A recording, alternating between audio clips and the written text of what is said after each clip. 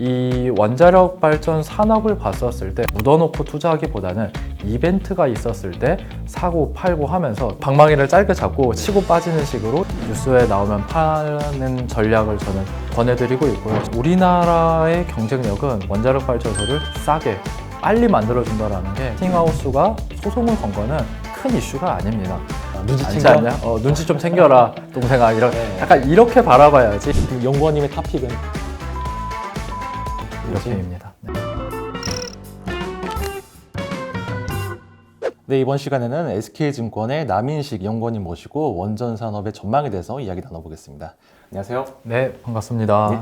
태조위방원 테마에서 원전이 한때 조금 소외받는 거 아니냐라는 생각이 들었는데 최근에 또 다시 반짝을 하는 것 같아서 뭐 앞으로 좀 어떻게 될지, 뭐 투자를 해도 될지 뭐 이런 거 위주로 좀 이야기를 나눠봤으면 하는데 일단은 뭐 본론으로 들어가기 전에 최근에 이제 세계적인 그 원전 산업의 흐름을 한번 짚어봤으면 좋겠거든요. 예, 좀 어떤가요? 원자력 발전소가 사실 착공해서 건설까지 한 10년 정도 걸리는 장기 프로젝트예요. 그래서 산업의 흐름을 봤었을 때도 좀 긴 시계열로 봤었을 때 한번 흐름을 점검을 해보는 게 좋을 것 같습니다. 그래서 1960년대로 거슬러 올라가게 되면은 이때가 원자력 산업의 고도 성장기였어요. 미국에서 원자력 발전소를 건설을 하면서 신규 착공 건수가 쭉 올라갔었는데 1979년에 3마일 원전 사고 미국에서 발생을 하면서 이때부터 미국에서 원전을 짓지를 않았어요. 그러면서 한번 시장이 꺾였는데 그 이후에 체르노빌 사고가 발생을 하면서 완전히 시장이 죽어버렸었죠. 그러다가 2000년도에 다시 원전의 르네상스가 찾아왔었습니다. 이때 당시에는 미국이 아니라 중국에서 자기네들이 사용하려고 내수용으로 원자력 발전소를 짓다 보니까 신규 착공 건수가 올라갔었거든요. 근데 2011년에 일본에서 후쿠시마 사고가 터지고 나면서 다시 시장이 침체를 했었죠. 그래서 정리를 하자면은 2번의 성장기와 3번의 대형 원전 사고가 나타나면서 원자력 발전소 시장이 이렇게 조금 침체가 됐었다라고 보시면 됩니다. 근데 최근에 원자력 발전이 각광을 받는 이유는 에너지 안보 때문입니다. 러시아가 우크라이나를 침공하고 나서는 시장이 변하게 됐습니다. 에너지 안보가 중요해진 거죠. 사실 러시아가 우크라이나를 침공을 하는데 탱크, 미사일만 사용을 한 게 아니라 천연가스를 무기로 해가지고 유럽을 사실 목을 죄고 있다 보니까 에너지 안보에 대해서 지금 많이 중요해졌습니다. 그런 과정에서 우라늄을 사용하는 원자력 발전소가 가치가 다시 부각이 된 거죠. 우라늄 같은 경우에는 캐나다에도 많고 호주에도 많고 미국 입장에서는 굳이 러시아나 사우디 같은 데 가가지고 감산을 해달라, 증산을 해달라 할 그럴 필요가 없잖아요. 그런 의미에서 원자력 발전이 조금 에너지 안보 측면에서 보조 전환으로 주목을 받고 있습니다. 그동안의 흐름을 쭉 보면 역사적으로 한 2번 정도의 업사이클이 있다가 이제 침체 국면이 이어졌는데 지금은 3번째 업사이클이라고 봐도 되나요? 사실 이 질문이 되게 어려운데 제가 원자력 관련해서 자료를 많이 썼는데 원자력 시장 성장률에 대해서는 그렇게 좋게 평가를 하고 있지는 않아요. 그래서 구체적으로 말씀드리면은 제 생각이나 시장 전망 자료를 봤었을 때도 연평균 한 6% 정도 성장하지 않을까라고 생각을 합니다. 성장률 자체가 그렇게 높은 산업은 아니네요. 그죠. 사실 주식시장에서 성장률이 높다라고 하면은 한 연평균 20%씩은 성장을 해야지 한 3년, 4년 지나면은 시장이 한 2배씩 성장하면서 PER, PBR도 올라가면서 주가가 올라가는 건데 원자력 발전 같은 경우에는 사실 그렇게 성장률이 높지는 않습니다. 그 이유가 2가지가 있는데 첫 번째는 신규 착공하기가 사실 어려워요. 왜냐하면 장기 프로젝트이기도 하고 우리나라에서는 원자력 발전이 가장 경제적인 수단이지만 미국에서는 천연가스가 제일 쌉니다. 굳이 원자력 발전소 짓는 것보다는 셰일가스를 통해 가지고 LNG 발전을 하는 게 미국 입장에서는 조금 편한 거죠. 2번째는 대체 수요가 그렇게 있지도 않습니다. 그래서 원래 원자력 발전이 40 플러스 20년 토탈 해가지고 60년 정도 사용을 하는데 우리가 상식적으로 생각을 했었을 때 1년차 원자력 발전소보다 60년차 원자력 발전소가 가동률이 당연히 낮아야 되잖아요. 근데 신기하게도 대부분 가동률은 80%로 젊은 원자력 발전소든 나이 든 원자력 발전소는 다 평이합니다. 이게 유지 보수 기술이 발전을 하다 보니까 굳이 노후 원전을 대체하지 말고 그냥 있는 거 계속 쓰자라는 식으로 시장이 흘러가가지고 태조, 이방, 원 해가지고 기대감은 많이는 받고 있는데 시장 성장률은 그렇게 높지는 않습니다. 그래서 제가 제안 드리는 거는 이 원자력 발전 산업을 봤었을 때 뭐 태양광, 풍력, 2차 전지처럼 묻어놓고 투자하기보다는 이벤트가 있었을 때 사고 팔고 하면서 트레이딩으로 접근을 하자라는 게 치고 빠지는. 네, 그래서 제가 그 말을 하려다가 조금 없어 보일까 해가지고 안 했는데 그래서 조금 방망이를 짧게 잡고 치고 빠지는 식으로 이벤트가 있을 때만 접근을 하자 이렇게 말씀드리고 있습니다. 근데 우리가 이제 많은 투자자들이 그 원전 산업에 대해서 기대하는 이제 그런 것 중에 하나가 이제 아까 말씀하신 그런 안보 이슈도 있지만 특히 이제 탄소 중립을 달성하기 위해서 뭐 유럽에서는 이제 그린 텍소노미로 지정을 하기도 했고 그래서 이제 앞으로 이제 이런 원전 관련 산업이 계속 구조적으로 성장하지 않을까 이제 이런 기대가 있었던 것 같은데 그런 정도까지는 아니라는 거네요. 네, 그래서 보조 전원으로서 원자력 발전소가 좀 서포팅하는 역할이지 태양광이나 풍력처럼 이게 연평균 10에서 20%씩 성장하는 산업은 아닙니다. 이 세계 원전 시장에서 우리나라 기업이 갖는 경쟁력이 어떤 게 있어요? 일단 우리나라의 경쟁력은 원자력 발전소를 싸게 빨리 만들어준다는 게 가장 큰 경쟁력입니다. 원자력 발전소 수출을 할 수 있는 국가가 6개의 국가가 있습니다. 우리나라, 미국, 프랑스, 러시아, 중국, 일본 이렇게 6개 국가만 수출을 할 수가 있는데 사실 일본 같은 경우에는 후쿠시마 사건 이후에 시장에서 퇴출된 것이 현실이고요. 러시아랑 중국 같은 경우에는 러시아가 우크라이나 침공을 하면서 역시 우리나라와 경쟁을 하지를 않습니다. 그러면 3가지 국가가 남죠. 한국, 미국, 프랑스인데 이 3가지 국가 중에서 우리나라가 조금 과장해서 말씀드리면은 원전을 한 절반 가격에 반값에? 네, 반값에 만들어줄 수 있는 게 네. 경쟁력이라고 보시면 됩니다. 그래서 미국 같은 경우에는 제가 아까 3마일 원전 사고가 발생했다고 했는데 착공을 하지를 않았어요. 제조업 서플라이 체인이 다 망가졌다 보니까 비싸게 만들 수밖에 없는 거죠. 프랑스 같은 경우에도 인건비가 비싸다 보니까 조금 비싸게 만들 수밖에 없는 거고요. 왜 우리나라가 그렇게 싸게 만들어주냐? 우리나라도 나름 선진국이고 인건비 비싼데 하는데 2가지 이유가 있어요. 첫 번째는 종특. 빨리빨리 문화가 있다 보니까 보통 원자력 발전소를 발주국한테 이제 우리가 8년 안에 만들어 줄게요 라고 말을 했는데 실상 만들어 보면은 프랑스 같은 경우에는 한 10년, 12년 넘어가는 경우도 있는데 우리나라는 뭐 8년 딱 맞춘다거나 7년 안에 만들어 준다거나 빨리 만들어 주는 게 있습니다.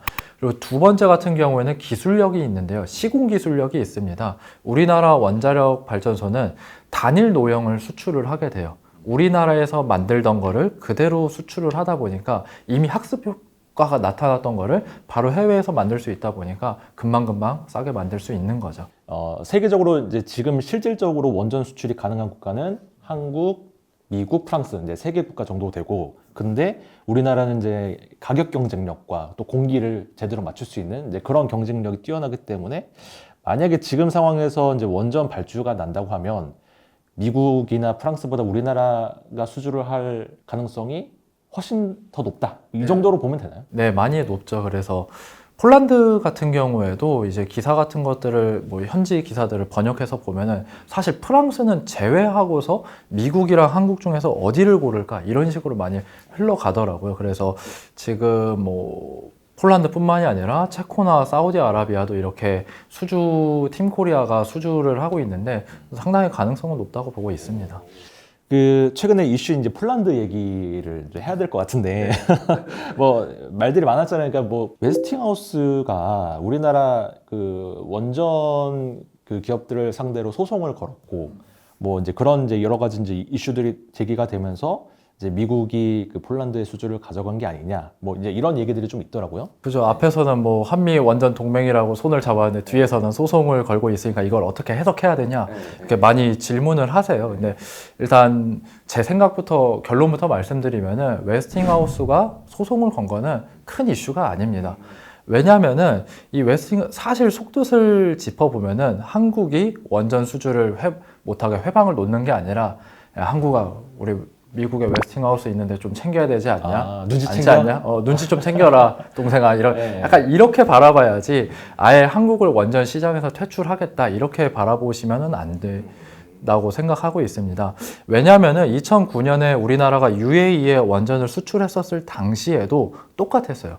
막판에 가가지고 웨스팅하우스가 두산에너빌리티, 이제 그때 당시에는 두산중공업이죠, 소송을 걸어가지고 우리 기술 함부로 사용하지 말라라고 했는데, 결국에는 두산에너빌리티가 하청업체로 웨스팅하우스가 들어가게 되면서 그 소송권을 마무리를 지었거든요. 별말을 안 했어요. 그러니까 사실 속뜻은 뭐 고스톱 치는데 개평 좀 줘라 이렇게 보시면 됩니다. 이 소송의 내용이, 그러니까 이 한국 원전 기업들의 기술이 사실상 우리의 원천 기술을 갖다 쓴 거다, 이런 내용인 거죠? 네, 맞습니다. 그리고 사실 그게 맞기도 해요. 미국의 원천 기술 설계도를 기반으로 해가지고 우리나라 OPR이라던가 APR 1400 원자력 발전소를 만들었다 보니까 맞는 말은 맞습니다. 근데 사실 그 우리나라 원자력 발전 한 30년 동안 지으면서 국산화를 많이 했어요. 그래가지고 이거 같은 경우에는 뭐 논쟁을 한다고 하더라도 이제 우리나라도 잘 대응을 할 수가 있는 부분인 거죠. 근데 그 말씀하신 것처럼 사실 그 미국은 그 쓰리말 사고 이후에 거의 그 원전 생태계가 지금 무너진 상황인 거잖아요. 그러면 이제 웨스팅하우스가 여기서 수주를 했다고 해도 뭐 일단 뭐 원청이긴 하지만 그거를 실제로 시공할 수 있는 능력이 있겠냐? 그럼 결국에는 한국 기업들한테 다시 하청을 주지 않겠냐?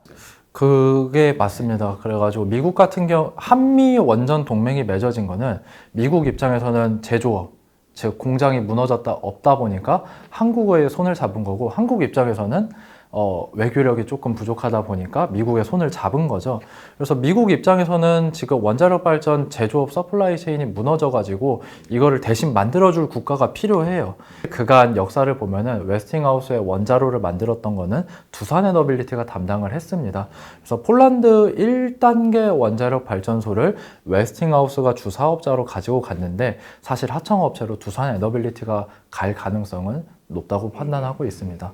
조금 첨언을 드리면은, 시장에서 기대하는 거는 우리나라가 하청업체로 들어가는 게 아니라 주사업자로 들어가는 거를 원하고 있더라고요. 이집트 엘다바 원전에서 러시아 하청업체로 우리나라가 들어갔는데 사실 주가 반응이 그렇게 좋지는 않았어요. 미국의 하청업체로 들어간다고 해서 원전 관련해서 주가가 더 모멘텀이 붙을 거냐라고 하면은 조금 저는 조심스럽게 판단하고 있습니다. 폴란드 말고 혹시 이제 앞으로 이제 발주가 예상이 되는 그런 주요 국가들 몇 군데만 좀 설명을 해주시면은. 우리나라에서 공식적으로 발주를 준비하고 있는 국가는 체코랑 사우디아라비아 두 가지 국가가 있습니다. 그래서 체코 같은 경우에는 2024년에 공급사 계약을 체결할 걸로 보고 있습니다. 그럼 주가적으로 봤었을 때는 24년 하반기부터 조금씩 모멘텀이 생겨나겠죠. 그래서 체코 같은 경우에는 한기 원자력 발전소 한 8조 원 규모입니다. 사실 한기가 선정되고 나면은 나머지 3기도 뒤이어서 선정될 가능성이 높다 보니까 총 4기 정도 지어질 사업이라고 보시면 될 것 같습니다. 4개가 총 합해서 한 얼마 정도 규모? 그렇게 되면 84 32조 이렇게 보시면 돼요. 이건 어림 숫자입니다. 32조는. 그래서 체코 같은 경우에는 우리나라가 폴란드도 수주에 성공하고 체코까지 수주를 하게 되면은 동유럽 시장에서는 확실히 발판을 잡는 거다 보니까 충분히 의미가 있다고 저는 판단을 하고 있고요. 그 다음 이제 사우디아라비아는 2025년에 공급사가 선정될 예정입니다. 지금 2기 건설할 계획이고요. 현재 한국, 미국, 프랑스, 러시아, 중국 5개 국가가 경합을 하고 있습니다. 동유럽 같은 경우에는 원전 경제성이 중요한데요. 누가 싸게 만들어주냐가 중요한데, 사우디 같은 경우에는 오일머니, 돈이 많잖아요. 그렇죠. 그래서 경제성보다는 외교적인 상황이 어떻게 흘러갈까가 이 수주 성패 여부를 가를 걸로 보고 있습니다. 좀 더 직접적으로 말씀드리면은 사우디아라비아랑 미국의 사이가 어떻게 되냐에 따라 가지고 우리나라가 여기에 조금 발을 비빌 수 있냐 없냐 이렇게 보시면 될 것 같아요. 근데 지금 사실 사우디랑 미국이랑 상황이 그렇게 좋지가 않아요. 뭐 바이든이 감산 요청을 했는데 이제 취소 못하겠다라고 하기도 했고요. 원전 같은 경우에도 사우디아라비아가 IAEA의 핵사찰을 거부를 하고 있습니다. 사실 미국 같은 경우에서 핵 헤게모니를 쥐고 있잖아요. 우리 원전 발전소를 사용을 한다면은 핵사찰도 받아라 라는 건데, 사우디아라비아에서는 안 하겠다 이렇게 하다 보니까 아직 껄끄러운 게 사실이긴 합니다. 이 원전에 투자를 할 때는 이제 이벤트 드리븐이라고 하셨으니까 앞으로 이제 어디가 발주가 나오고 몇 년도쯤 발주가 될 거다 이제 이런 걸 이제 예상하는 게 중요한 거잖아요. 그럼 뭐 챕코는 2023년 뭐 그때로 이제 예상을 하셨는데 2024년에 나옵니다. 2023년 4년? 네. 그러면은 만약에 투자를 한다고 하면 타이밍은 언제쯤이 좋을 것 같으세요? 일단 폴란드 원전 수주가 지금 이벤트가 끝났다 보니까 제 생각에는 내년 하반기부터 다시 한번 관심을 가지는 게 좋을 걸로 판단하고 있습니다. 내년 하반기. 그럼 그 다음은 이제 사우디인데 사우디 또 2025년이니까 아마 2024년에 또 다시 한번 더 이벤트가 나타날 걸로 보고 있습니다. 그래서 보통 이제 투자를 할 때 소문에 사서 뉴스에 팔아라 뭐 이런 얘기 하잖아요. 네네. 그러면은 수주가 됐다는 뉴스가 나오면 팔면 되는 건가요? 네, 저는 그게 맞다고 생각하고 있어요. 셀 온 뉴스라고 해가지고 뉴스에 나오면 파는 전략을 저는 권해드리고 있고요. 실제로 2009년 UAE 원전 수출했었을 당시에도 수출했었을 당시가 이제 주가의 고점인 경우였습니다. 그래서 알겠습니다. 근데 또 원전 기업들이 이제 상장된 기업들이 여러 개가 있다 보니까 이 중에서 또 어디를 투자하는 게 좋을까 고민하시는 분들이 있을 텐데 이제 원전 이벤트가 한번 나타나게 되면은 한 10개, 13개 정도, 20개까지 포함해가지고 주가가 움직이는데요. 제가 보는 종목은 사실 4개밖에 없어요. 뭐 두산에너빌리티, 한전기술, 우진, BHI 이렇게 4가지만 보고 있는데 기준은 아주 단순합니다. 첫 번째 기준은 전체 사업부 매출액에서 원전이 차지하는 비중이 유의미한가. 두 번째, 매출액 타임라인으로 봤었을 때 매출액을 빨리 인식하느냐 이렇게 판단을 하고 있습니다. 원자력 발전이라는 프로젝트가 장기간이에요. 계획부터 시공까지 한 15년 정도 걸리게 되는데 가장 먼저 매출액을 인식을 하는 게 두산에너빌리티와 기자재 업체 그리고 한전기술입니다. 그리고 시공, 콘크리트를 부을 때 이제 건설 업체들이 매출액을 인식을 하게 되고 다 준공을 한 다음에는 한전 KPS라던가 뭐 원전 유지보수 업체들이 매출액을 인식을 하게 됩니다. 그렇게 보면은 매출액을 빨리빨리 인식하는 업체들이 좋은 거죠. 그래서 두산에너빌리티, 한전기술 그리고 기자재 업체인 우진과 BHI 이렇게 저는 주식을 추천을 드리고 있습니다. 원청 수주가 가능한 기업이 그럼 두산에너빌리티밖에 없는 거예요? 그렇죠. 두산에너빌리티랑 한전기술 이렇게 가능합니다. 그래서 한전기술은 설계도 부분을 들어간다고 보시면 되고요. 두산에너빌리티는 기기, 원자력 발전소 주기기나 보조기기들을 들어간다고 보시면 됩니다. 그래서 우진이나 BHI 같은 경우에는 두산에너빌리티의 하청으로 들어가거나 아니면 다이렉트로 한수원에다가 이제 납품을 하는 사업 구조입니다. 원전 사업 구조를 조금 더 전체를 한 3단계로 나눌 수가 있어요. 사업 준비 단계 3년, 건설 준비 단계 2년, 그리고 건설 단계 10년 이렇게 볼 수가 있는데 두산에너빌리티와 한전기술 같은 경우에는 콘크리트가 부어지기 이전인 건설 준비 단계부터 매출액을 인식을 해가지고 10년 동안 인식을 하게 됩니다. 주가라는 거는 미래 기대를 평가화해가지고 한 번에 확 땡기다 보니까 기왕이면은 매출액을 빨리 인식하는 업체에 더 집중적으로 투자를 하는 게 맞다라고 보고 있습니다. 우진이랑 BHI에 대해서 조금 더 말씀을 드리고 싶어요. 우진 같은 경우에는 좀 생소하잖아요. 이 업체 같은 경우에는 원자력 발전소 계측기를 납품하는 업체입니다. 계측기란 무슨 부품이냐? 원자로에 들어가가지고 임계 질량이 적당한지 온도와 압력을 적당하게 재가지고 이거를 제어 설비 쪽에다가 보내주는 거죠. 데이터를. 이거를 만드는 건데 우리나라에서는 독점적으로 우진만 생산을 할 수가 있습니다. 사실 고온 고압 환경에서 정확한 데이터를 뽑아서 만들어주는 계측기를 만드는 게 상당히 기술 장벽이 높거든요. BHI 같은 경우에는 응축기라는 부품을 납품을 해요. 이거는 원전 터빈을 돌리고 나서 남은 증기를 물로 환원시키는 장비인데요. 사실 이거는 그렇게 진입 장벽이 높지는 않습니다. 근데 BHI를 좋아하는 이유는 SMR이랑 연관성이 있어요. 소규모 모듈형 원전? 네, 맞습니다. 그래서 차세대 원전으로 떠오르고 있는 SMR이 있는데 이게 주가 캐털리스트, 촉매제 역할을 할 수가 있는 거죠. 근데 BHI 같은 경우에는 예전에 2012년 당시에 우리나라도 SMR을 만들었었는데 한번 거기에 사업에 참여를 한 적이 있습니다. 만약에 SMR 관련해가지고 만약에 이벤트가 나왔다라고 하면은 BHI가 조금 더 주목을 받을 수 있는 거죠. 이제 이벤트 드리븐이라고 하셨으니까 사실 지금 두산 에너빌리티나 원전 기업들이 많이 좀 이렇게 슈팅을 한 상황인데 지금 쫓아가는 거는 조금 무리가 있나요? 지금은 조금 자제를 하시고 예. 공부를 조금 더 깊게 한 다음에 다시 한번 이벤트가 나올 때 접근을 해보자 이렇게 말씀드리고 있습니다.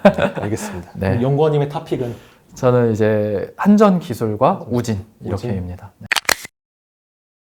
네, 지금까지 SK증권의 남인식 연구원님 모시고 원전 산업에 대해서 좋은 얘기 많이 들었는데요. 영상 재밌게 보셨다면 구독과 좋아요 그리고 댓글도 많이 부탁드리겠습니다. 감사합니다.